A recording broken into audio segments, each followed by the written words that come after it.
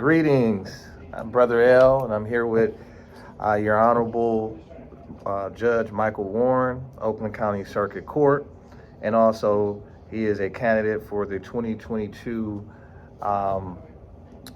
Michigan Courts of Appeals. Is that correct? That's right, Michigan Court of Appeals. All right, and we're excited to have him. We're here at Oakland County Republican Party's headquarters in Bloomfield Hills here in the great state of Michigan. And we wanted to take this opportunity on our More Science Temple of America's TV, Civic TV network to inform our electors all over the great state of Michigan so they can have an opportunity to make an informed decision during this midterm election, which is very critical that we all have all of the information in front of us as this midterm election is impactful all around the world. Elections have consequences, and so we're a more enlightened American population today. So we want to utilize our platforms to inform our audience as it relates to the midterm election. All right, and so we'll let the Honorable Michael Warren here, Judge for Oakland County Circuit Court, give us a brief background of himself and let him introduce his message and his journey to this point and his vision and mission in helping save our great nation. Judge Warren. Thank you, brother. I appreciate this very much. I really love the opportunity to be able to talk to you and your viewers, so welcome. I am Judge Michael Warren. I'm currently an Oakland County Circuit Court judge, which is a position where I deal with a felony docket and a business court docket. I've been on the bench nearly 20 years, and I have had a family court docket as well as a general civil docket, so I've done as much as you can do on the circuit court that exists, and my hope is to bring my experience and judicial philosophy up to the Court of Appeals. My district is all of Oakland County, all of Macomb County, and all of Genesee County. So a mere 2.5 million people or so live in the district.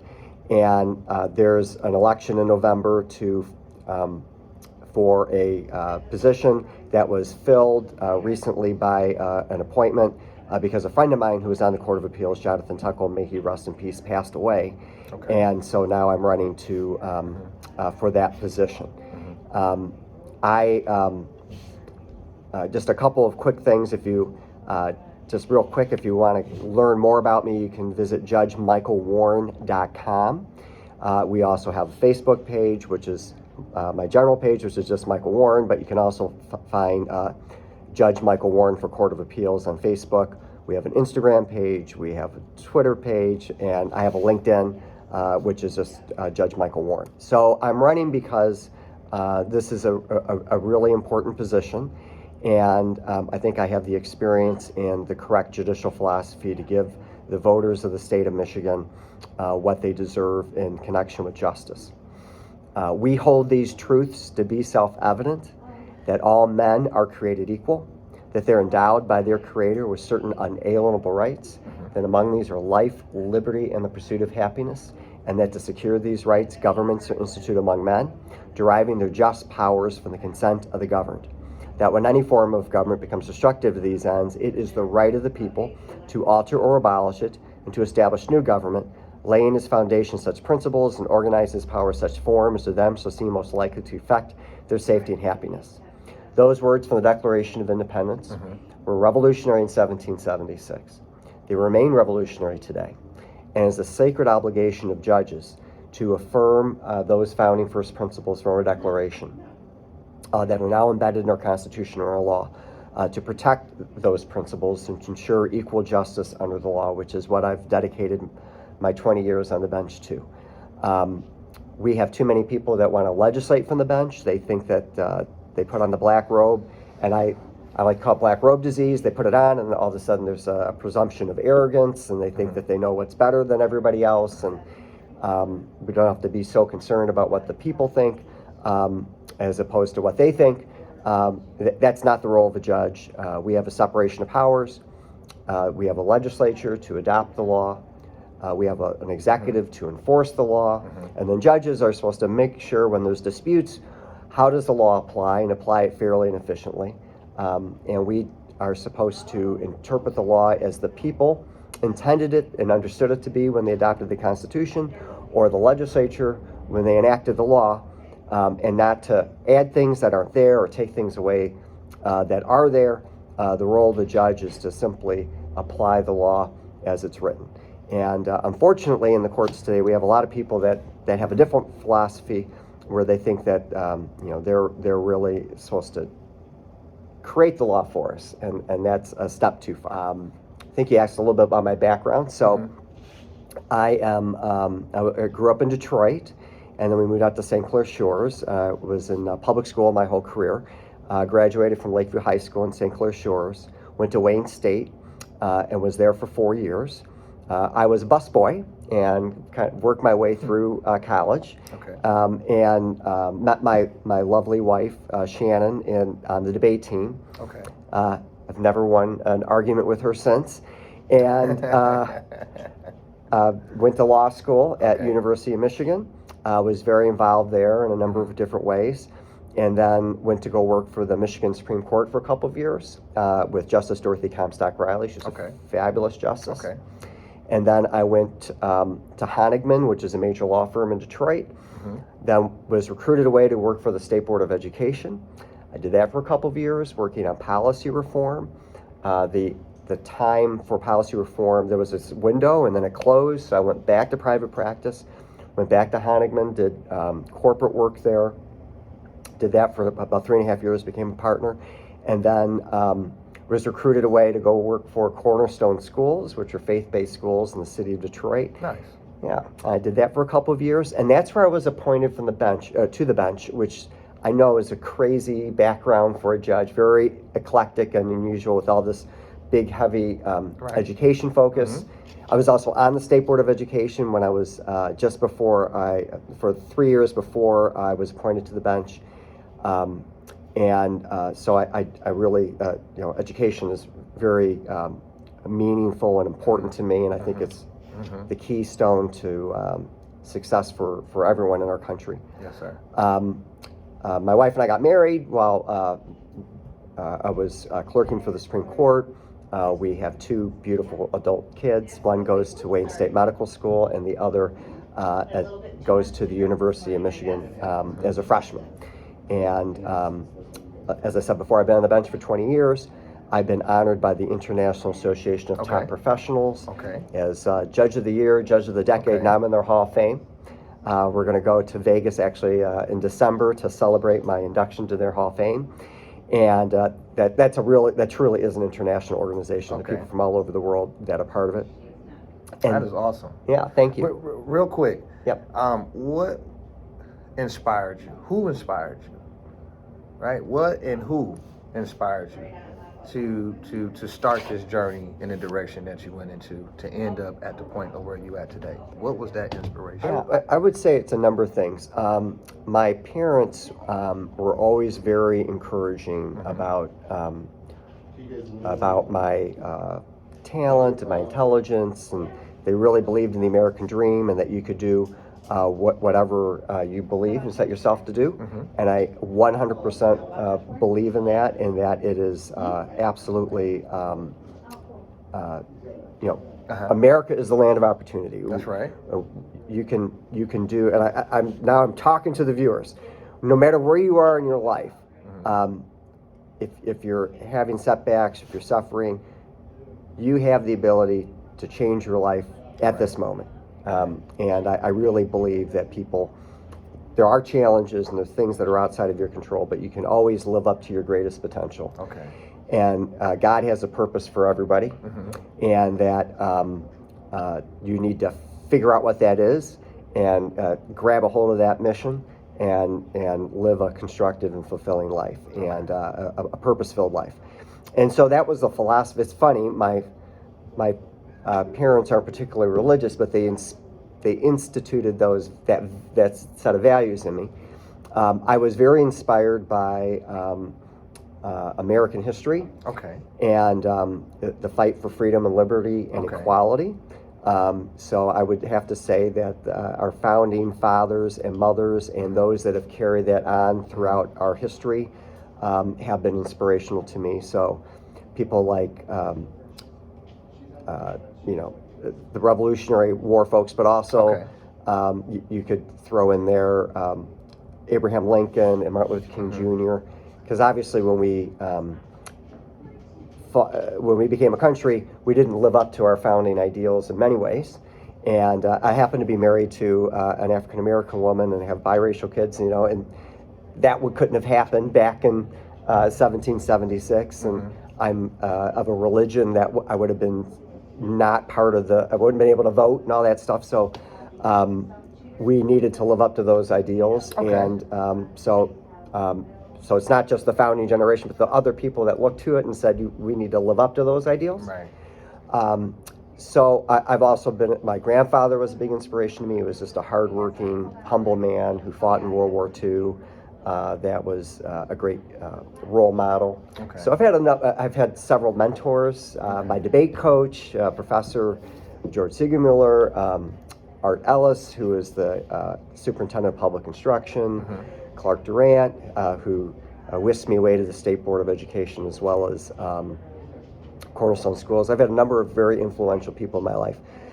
My wife, of course, is a huge inspiration as well. So there's been a lot of things that have come together to get me to where I am today. All right. So the fundamental purposes of the Michigan Court of Appeals, for clarification and educational purposes, our viewers may not have a fundamental comprehension of the functions of the Michigan Courts of Appeals. Yep. Could you give us that, and can you give us also how your experiences, your skills, your principles that guide your conviction, how does that improve the Michigan Courts of Appeal in fulfilling the institution's constitutional obligations to the American people here at the great Republican state of Michigan? Absolutely. So I actually did a little YouTube series, so you can, if you go to judgemichaelwarren.com, you will learn a lot more about what I'm about to say, because you can watch my videos about the Court of Appeals and why it's important and how the voting works. And as an aside, the position's a nonpartisan position, so if you vote straight ticket, either Democrat, Republican, Libertarian, whatever, you don't vote for the judges. So it's really important that you pay attention to the ballot and actually vote for the judges. And there won't be an R or a D next to my name. It's just going to be Michael Warren. And so I've tried over 360 jury trials, and I've rendered thousands of opinions and thousands of sentences. And if somebody at the trial court is unhappy with what happens, they normally have what's called a right to appeal. So they get to go upstairs to what's a 3-judge panel to look at my decisions and the decisions of other judges at the trial court level to decide whether or not we follow the law and if our decisions were well grounded. And about 98% of the appeals stop at the Court of Appeals. Supreme Court doesn't have to take a single case. So they get to cherry pick the interesting ones, the ones they want to rule on. And then all the rest of them are decided by the Court of Appeals. So it's a pretty anonymous position. I used to tease people that when I was on the State Board of Education, that it was the most anonymous position in state government next to the Court of Appeals. So now I'm running for the most anonymous position. It's not something that many people think about, but it's extremely important because they rule on everything. Criminal law, business disputes, slip and fall, medical malpractice, civil rights, the COVID orders, your constitutional rights, all that stuff is heard at the Court of Appeals. And then if there's, and like I said, 98% of those decisions, Supreme Court's not going to look at, so they're the final word. And if what they do call publish a decision, which is that they put it in a bound volume, then all the judges across the state, all the trial court judges, and future courts of appeal have to follow that decision. The stare decisis clause. Right, stare decisis, right. Stare decisis. And what does, precedent. Real quick, when you say, pronounce that term. Stare decisis. Stare decisis. Right. Okay, so that means? That means that the court's made a ruling, and that precedent will control future decisions. That's right. And so the only way that can be changed is if it goes to the Supreme Court and they reverse or modify the ruling. And that would take 7 judges to make a ruling on that? So the Supreme Court has 7 justices. Okay.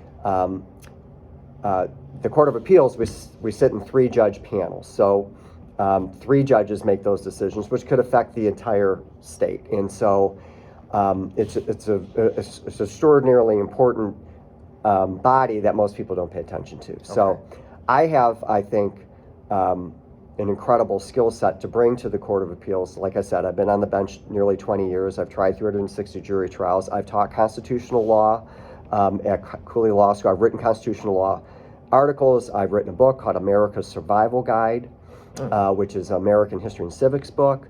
My daughter and I started something called Patriot Week, which again celebrates American history and civics.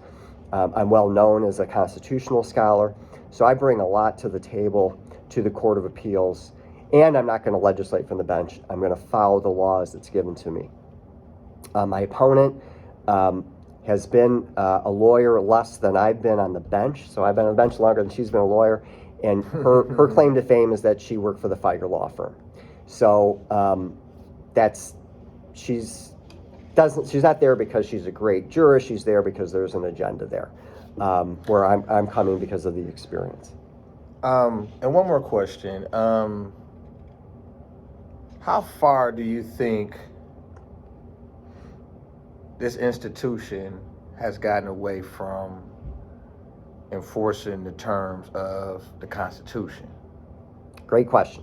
So I meant to say real quick, if you're interested in Patriot Week, which everybody should, check it out at patriotweek.org. There you go. And if you're interested in the book, it's americassurvivalguide.com. Thank you for that. You can find all that at judgemichaelwarren.com. But the Court of Appeals has, unfortunately, there's now, I would say, from an honest count from people that are on the Court of Appeals, a majority of the justices are now what you would call judicial activists. So they're changing the law in an aggressive way, unanchored from the Constitution and the law itself. So they're activists.